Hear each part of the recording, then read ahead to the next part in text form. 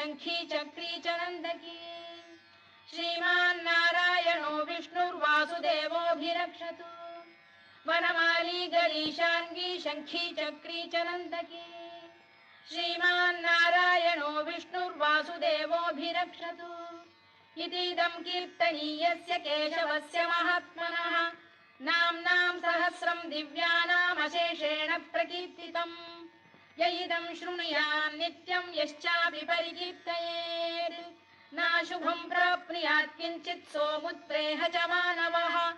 वेदान्तको ब्राह्मणः स्यात् क्षत्रियो विजयी भवेत्